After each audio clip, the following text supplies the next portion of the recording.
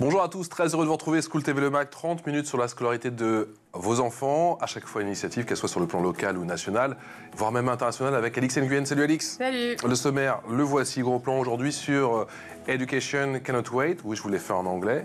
Et pour cause, mais comprenez l'éducation sans délai, le Fonds mondial des Nations Unies pour l'éducation dans les situations d'urgence et de crise prolongée. Quelles sont justement les missions de ce Fonds mondial? Élément de réponse avec notre invité dans un instant. Combien d'enfants vulnérables sur cette planète? Quelles sont les zones d'intervention de ECW? Quelles sont les actions mises en place? Et surtout, comment remettre les petits garçons, mais surtout les petites filles sur le chemin de l'école? Et comment convaincre forcément les familles? Là aussi, on en parlera avec notre invité. Alix, dans ta loupe, tu nous parles d'une autre initiative très importante, c'est Bibliothèques sans frontières. On va savoir dans une dizaine de minutes au cours de l'expression orale que voici.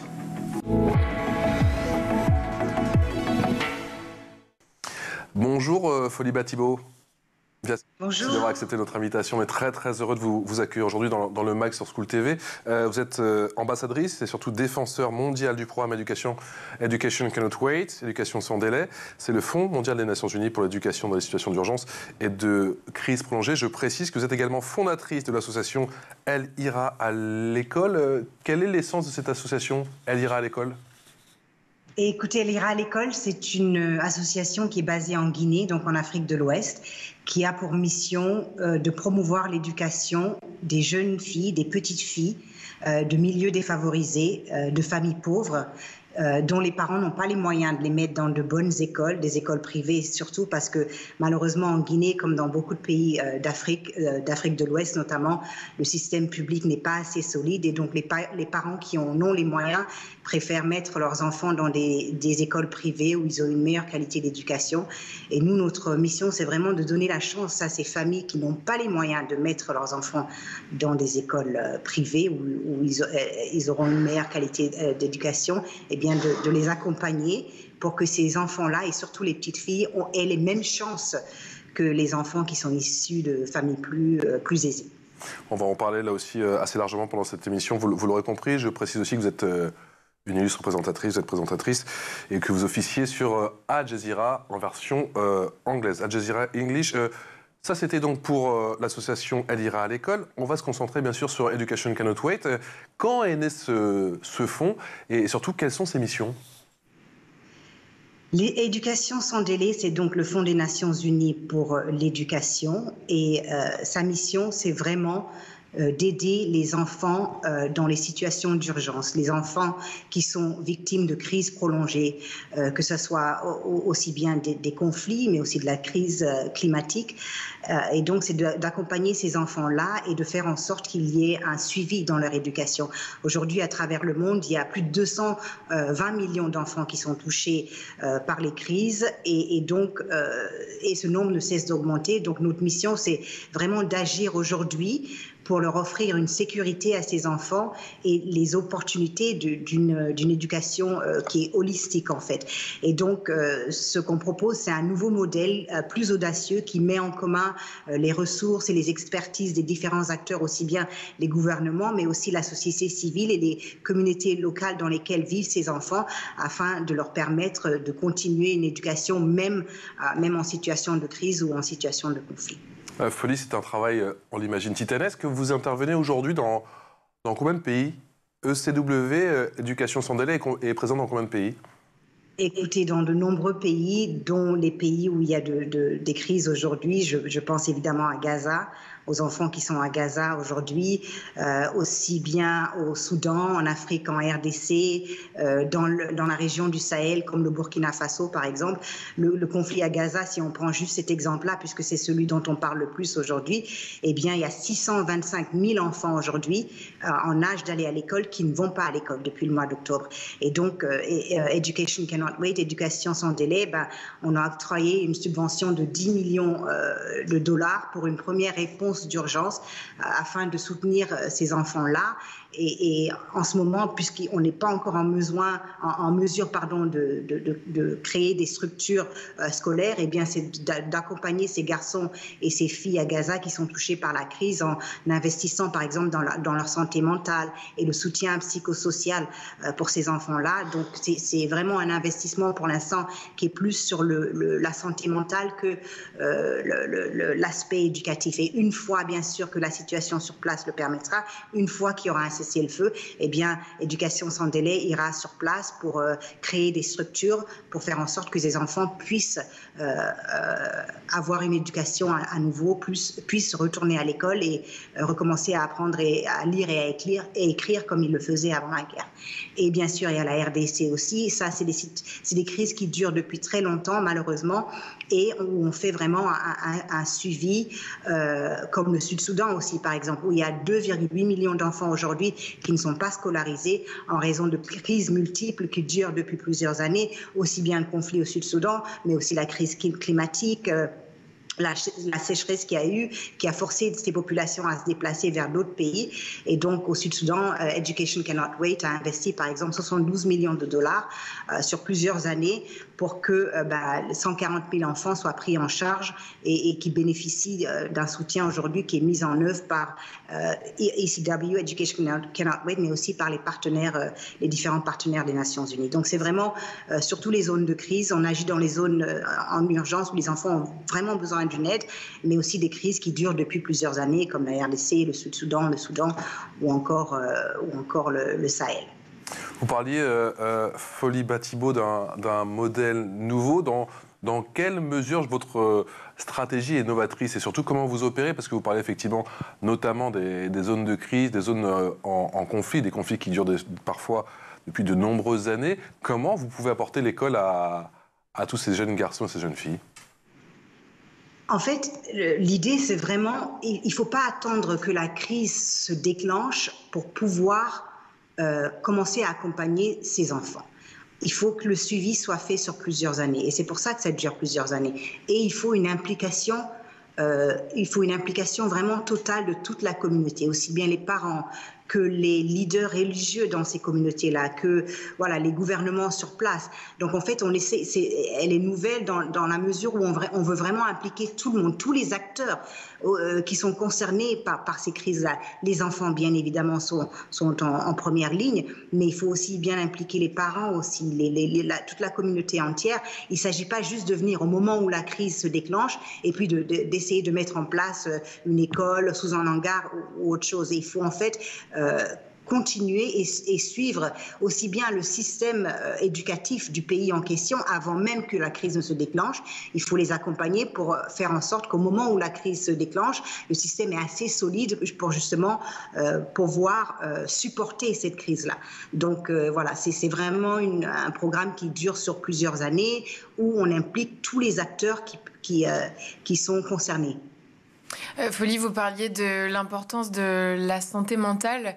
Quelles mesures sont mises en place pour le bien-être émotionnel des enfants dans les zones en crise? Écoutez, déjà sur place, il faut évidemment tous les acteurs qui sont sur place interviennent.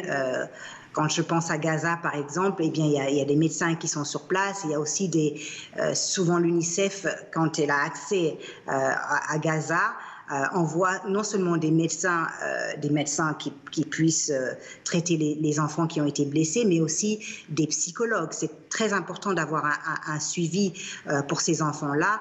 Et donc, pour Gaza, par exemple, eh bien, donc il y a des services psychosociaux qui sont mis en place et on met en place des possibilités d'apprentissage qui sont protecteurs pour les filles et les garçons qui sont touchés par la crise. Donc, en fait, il y a des gens sur place qui sont formés pour accompagner les enfants, pour les rassurer, pour leur expliquer que, bien sûr, cette guerre, elle prendra fin un jour et que, voilà, et qu'on essaie d'établir une sorte de faire en sorte que voilà, qu'ils ne soient pas affectés par la guerre, même dans les camps où les enfants sont réfugiés. Souvent, on fait intervenir des animateurs ou des comédiens pour essayer de leur faire oublier un peu ce poids de la guerre et cette souffrance qu'ils vivent au quotidien. Donc souvent, on peut voir dans des camps, par exemple, des jeunes chanteurs qui viennent pour entertain, qui viennent pour divertir les enfants, qui viennent pour essayer de leur faire oublier. Donc ça aussi, ça rentre dans la mission vraiment d'éducation sans délai. Si on n'arrive pas à apporter le support scolaire dont ces enfants ont besoin, parce qu'évidemment il y a une guerre autour d'eux, c'est au moins d'essayer de leur faire oublier ce qu'ils vivent au quotidien, cette souffrance qu'ils vivent au quotidien. Folie, vous avez annoncé ce chiffre de 220 millions d'enfants vulnérables, et ce chiffre ne cesse de croître malheureusement année après année, jour après jour, mois après mois. Et l'urgence, très concrètement, est partout. Comment vous arrivez à prioriser les projets? Comment vous ventilez vos budgets? Vous avez donc à la tête de ce fonds plusieurs milliards de dollars. Mais comment on fait? Comment on se dit, tiens, on va mettre tant de millions là, des centaines de milliers d'euros là? Comment on fait? Par où on commence? Et comment vous arrivez à budgéter tout ça? Justement, c'est très compliqué.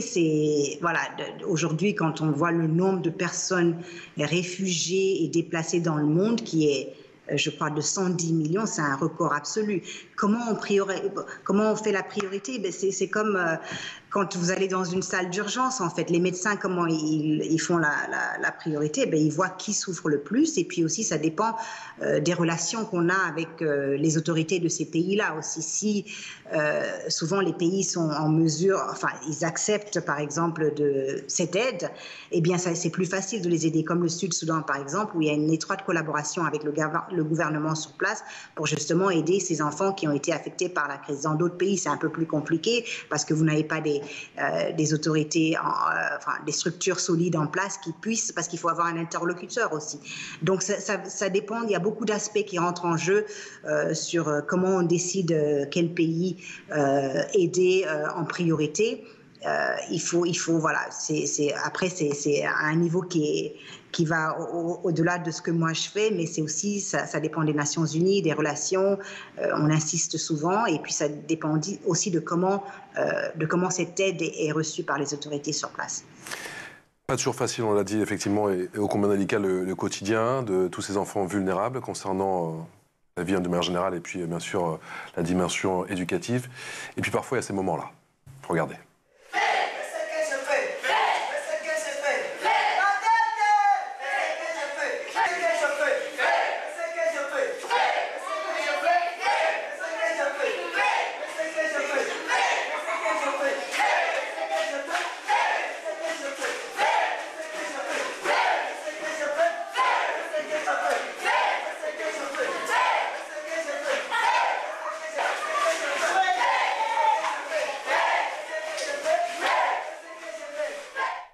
Folie, quand on voit ces moments de vie, ces séquences éducatives, c'est la plus belle des récompenses.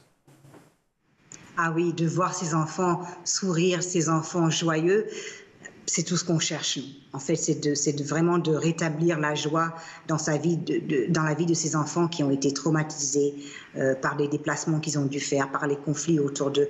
Et vraiment, ECW, Éducation sans délai, assure une éducation intégrale qui comprend aussi bien, comme vous voyez là, voilà, de faire vivre ces enfants dans la joie, mais aussi la cantine scolaire, par exemple, l'appui en santé mentale et le soutien psychosocial dont je parlais tout à l'heure à Gaza, par exemple, l'accès à l'eau potable, l'hygiène, l'assainissement, les cours de rattrapage d'éducation pour ces enfants qui ont perdu parfois plusieurs années scolaires, et pour vraiment accélérer leur réintégration dans la société une fois qu'ils ne seront plus exposés à ces crises dont ils sont victimes. Donc c'est vraiment une approche très holistique de l'éducation qu'on a. Il faut toucher un peu à tout pour apporter la joie à ces enfants. Et ces enfants que vous voyez là, ils sont innocents, et la plupart du temps, ce sont les premières victimes de ces crises, aussi bien des conflits que la crise climatique.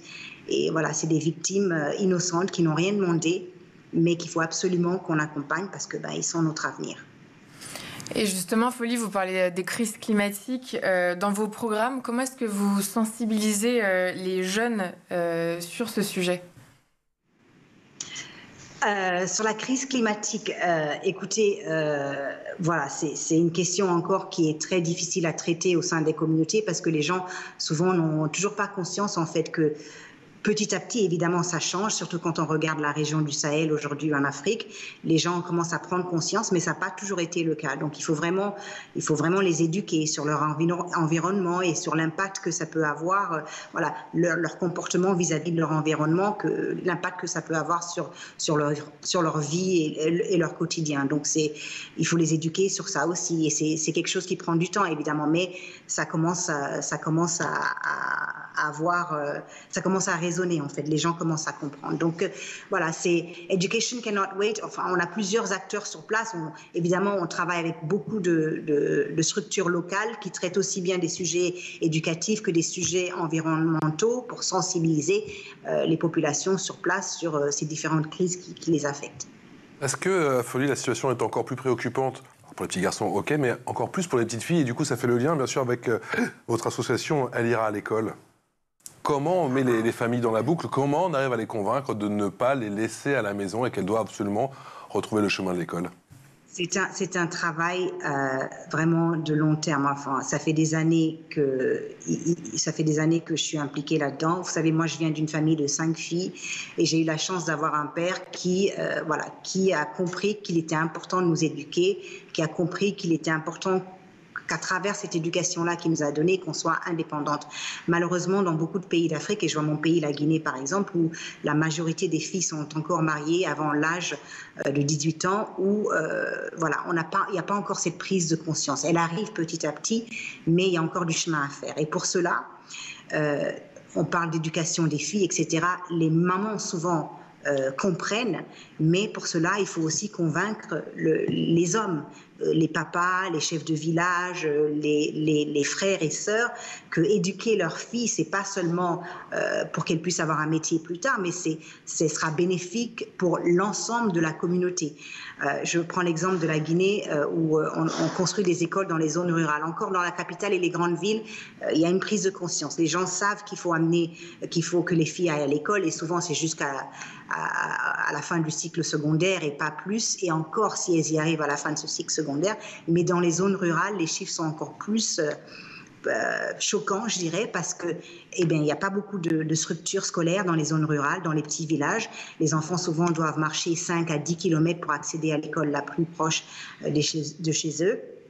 Et quand ils ont le choix, eh bien, ils préfèrent amener les garçons parce que voilà, on est encore dans des sociétés assez patriarcales où les hommes et les garçons sont vus comme vraiment, les femmes plutôt sont vues comme un poids pour la société et plus pour les tâches ménagères, plus pour être maman et autres. Et quand on a construit donc une école dans un village à 300 km de la capitale Conakry, on a construit l'école, tout le monde était très content, mais les premiers mois, il y avait que les garçons qui venaient, alors que ça allait vraiment contre notre mission, parce que notre mission, c'est Elle ira à l'école, c'est vraiment d'insister sur les filles pour lutter contre le mariage précoce, entre autres. Et il a fallu vraiment travailler avec la communauté, faire des réunions assez souvent avec les chefs du village, les mamans, les papas, pour leur expliquer qu'il fallait absolument que les filles aussi aillent à l'école. Et ça a pris beaucoup de temps et ça prend encore un peu de temps parce que voilà, les mentalités sont très difficiles à changer et je pense que c'est un travail qui va durer plusieurs années parce qu'on ne change pas les mentalités du jour au lendemain, comme vous le savez. Quels sont les retours de terrain? Qu'est-ce qu'elles vous disent justement les petites filles quand elles vous voient par exemple débarquer dans tel village, dans telle communauté, dans tel pays? C'est d'abord quand on arrive, je prends l'exemple de la Guinée encore, la première fois qu'on a ouvert l'école, les petites filles ne savaient pas parler français. On avait des filles de 12-13 ans qui n'avaient jamais mis un pied à l'école, qui ne savaient ni lire ni écrire, qui ne savaient pas se présenter en français, de retourner quelques mois plus tard, de les voir s'exprimer, de se présenter, me parler, de lire même une phrase toute simple. Et de voir le changement, la satisfaction que ça leur apportait aussi bien à elles qu'à leur maman, qu'à leur famille, c'était vraiment une joie indescriptible pour moi. Parce que voilà, de voir le changement qui peut être effectué en quelques mois seulement. Et ces petites filles-là se rendent compte qu'en fait, qu'elles aussi, elles ont une voix. De pouvoir, aussi littéralement, de pouvoir s'exprimer, de dire ce qu'elles pensent, comment elles se sentent. Ça change tout. Ça change dans leur façon. Elles se sentent plus en confiance. elles sont moins timides. Et donc, je pense qu'elles sentent qu'elles ont un rôle aussi à jouer dans leur communauté. Et pour moi, c'est vraiment la satisfaction ultime de voir ces petites filles-là qui disent aujourd'hui, ah, mais moi aussi, j'aimerais bien être médecin ou j'aimerais faire de la politique, ou etc. Enfin, c'est de savoir qu'elles se projettent dans l'avenir parce qu'elles ont commencé à étudier, qu'elles ont commencé à apprendre à lire, à écrire. C'est vraiment quelque chose, c'est un pur bonheur de le voir, ça. Folly, chez Education Cannot Wait, vous abordez aussi l'inclusion des personnes handicapées ? Oui. Alors, c'est un sujet sur lequel je ne me prétends pas être experte, mais c'est vraiment, la mission, c'est vraiment d'inclure tout le monde. Alors, il y a des pays où c'est vraiment, ou des continents ou des régions dans le monde où c'est vraiment axé sur l'égalité entre filles et garçons. Dans d'autres, évidemment, c'est de faire accéder l'éducation à des enfants qui sont marginalisés, des enfants handicapés ou autres. Mais j'avoue que c'est pas mon domaine d'expertise, donc je ne pourrais pas vous en dire plus. Eh bien, c'est l'heure de la loupe, chère Folly. Et la loupe, c'est avec Alix.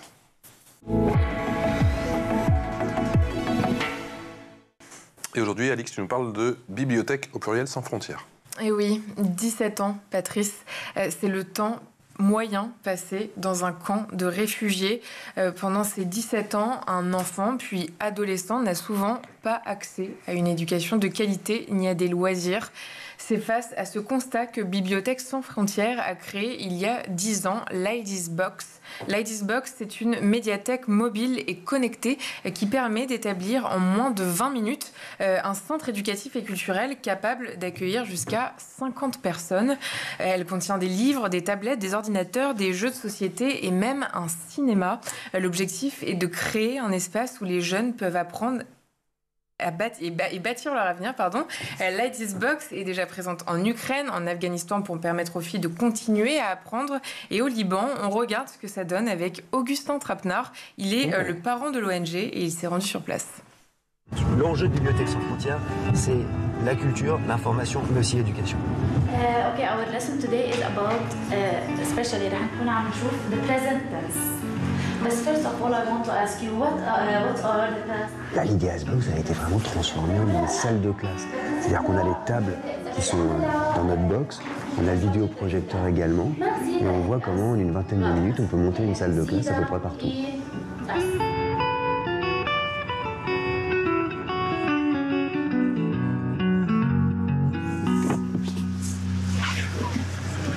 Troisième étape, Camid el-Louz, dans l'est du Liban, à la frontière syrienne. On va visiter une troisième bibliothèque qui accompagne des femmes, aujourd'hui réfugiées pour la plupart, dans leur recherche d'emploi et dans le développement de leur petite entreprise.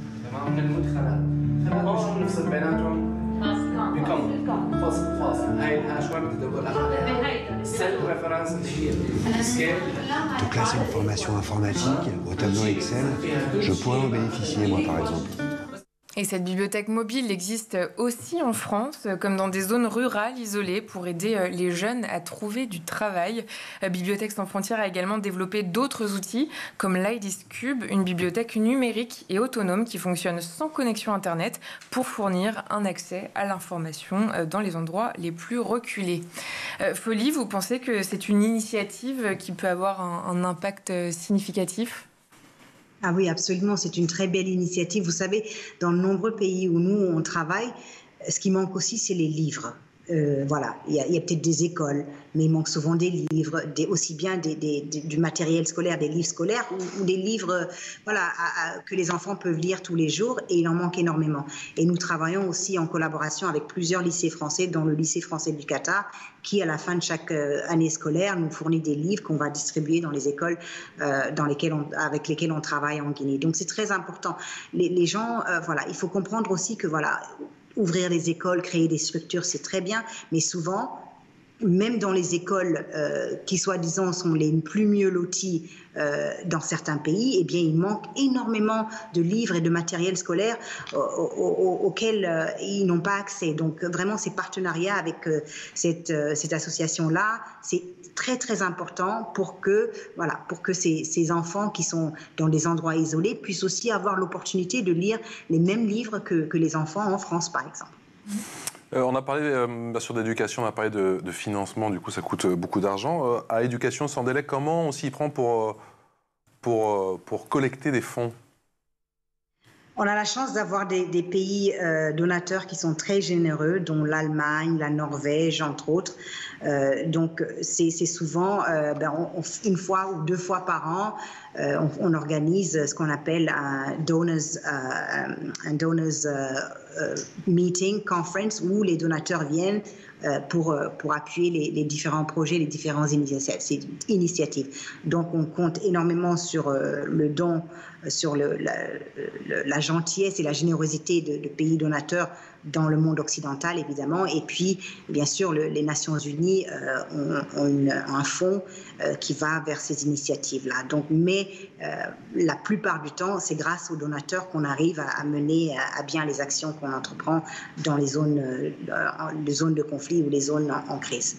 Folie Batibo, on a dit qu'il y a quand même beaucoup d'urgence. On rappelle ce chiffre, 220 millions d'enfants qui sont considérés comme vulnérables dans le monde, et ça ne fait qu'augmenter. Comment on fait pour rester positif? On se concentre sur les choses de bien qu'on arrive à instaurer, à installer à court terme. Quand on voit les chiffres et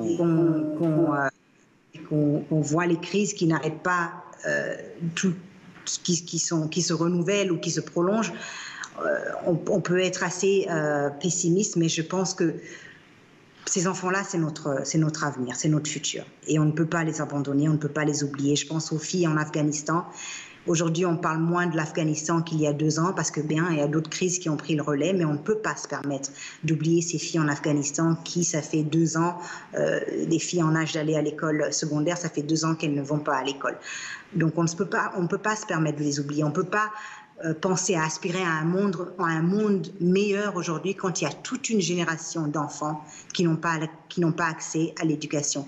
Quand il y a toute une génération de filles dans un pays comme en Afghanistan qui n'ont pas un avenir parce qu'elles n'ont pas accès à cette éducation-là. Donc nous qui avons la chance aujourd'hui, moi qui ai la chance d'avoir une plateforme, de pouvoir m'exprimer, eh bien je veux vraiment mettre ça à profit de ces enfants-là parce que ces enfants-là, c'est notre avenir. Ces enfants-là, ça pourrait être les miens. Et donc c'est pour ça que je fais ce travail et que je continue à le faire parce qu'on n'a pas le choix, il faut le faire. Folie, est-ce qu'il est un message que vous souhaiteriez transmettre aux jeunes et aux jeunes des communautés du monde entier concernant l'importance de l'éducation en temps de crise?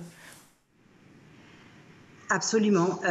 Je pense à mes enfants, par exemple, qui sont ici et qui ont la chance d'aller dans une école, qui sont en sécurité. Mais ça peut basculer à n'importe quel jour. Pour n'importe qui, comme on l'a vu à Gaza, par exemple, ou dans d'autres zones de conflit en RDC. Un jour, on a une vie stable, on a tout ce qu'on veut, et du jour au lendemain, eh bien, à cause de l'endroit où on vit ou d'une situation politique de notre pays, eh bien, tout peut basculer. Donc, je dis à ces jeunes-là, n'oubliez pas les autres. Il y a des gens aujourd'hui qui vivent beaucoup moins bien que vous. Il faut qu'ils soient solidaires.